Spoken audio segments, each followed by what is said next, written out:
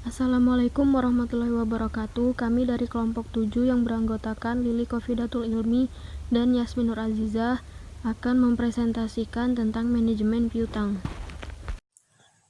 Manajemen kas. Pengertian manajemen kas ialah proses mengelola uang perusahaan sedemikian rupa sehingga dapat dicapai kesediaan kas maksimum dan pendapatan bunga yang maksimum dari uang tunai yang menganggur pada perusahaan.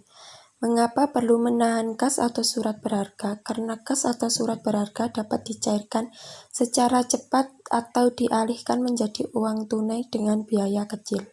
Menyimpan surat berharga. Yang pertama, pengganti kas.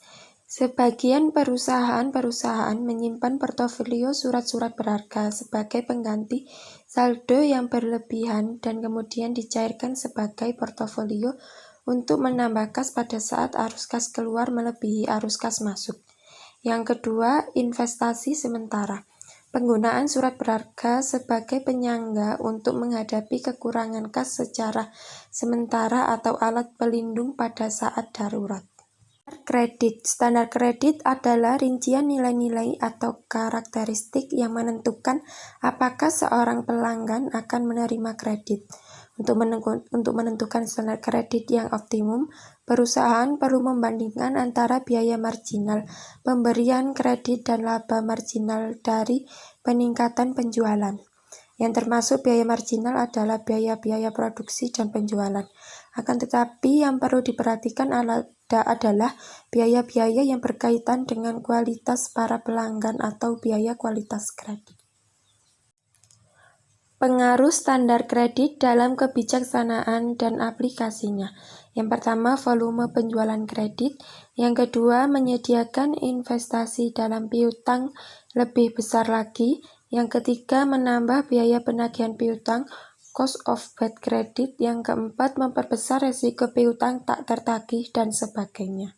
Kredit dapat dilihat dari sifatnya, yaitu kebijaksanaan kredit yang longgar, liberal credit policy, di mana kebijaksanaan ini dapat mendorong kenaikan penjualan dan meningkatkan kerugian karena piutang ragu-ragu atau tak tertagih.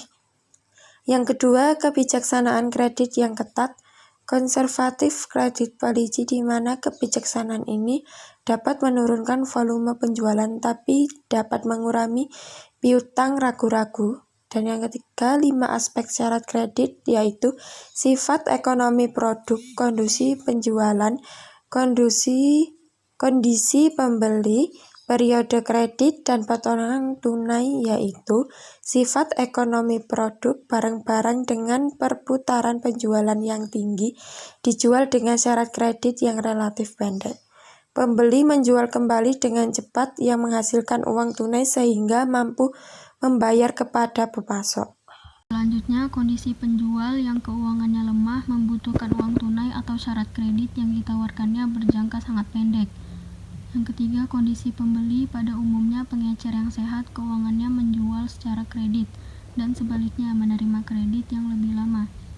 Yang keempat, periode kredit. Melonggarkan periode kredit dapat mendorong kenaikan penjualan, akan tetapi biaya atas dana yang terikat pada piutang dagang akan meningkat. Yang terakhir, potongan tunai. Potongan tunai adalah reduksi harga didasarkan atas pembayaran yang dilakukan selama periode waktu yang ditentukan. Seasonal dating adalah syarat kredit yang digunakan untuk mendorong konsumen untuk melakukan pembelian di luar musim, dengan tidak mengharuskan pembayaran sampai tanggal waktu yang telah ditentukan. Tidak peduli kapanpun barang itu dibeli, jika penjualan adalah musiman, perusahaan dapat menggunakan seasonal dating untuk menetapkan periode kredit. D. Peningkatan penjualan kredit secara layak. Dalam penjualan kredit, perusahaan dapat menetapkan batas maksimal kredit atau plafon dan jangka waktu kredit kepada pelanggan. Makin tinggi batas plafon yang ditetapkan, berarti banyak dana yang harus disediakan. Dalam penetapan jangka waktu kredit meliputi potongan harga atau cash discount, periode cash discount, dan periode kredit. Strategi mempercepat pelunasan piutang. Pengumpulan piutang secara aktif, maka perusahaan harus menanggung biaya yang lebih besar lagi untuk membiayai aktivitas tersebut. Kebiasaan membayar para pelanggan sangat tergantung kepada iktikat yang ada pada pelanggan tersebut. Ada pelanggan mempunyai kebiasaan untuk membayar supaya mendapatkan potongan diskon, dan ada pula langganan yang tidak mempedulikan ada tidaknya cash discount.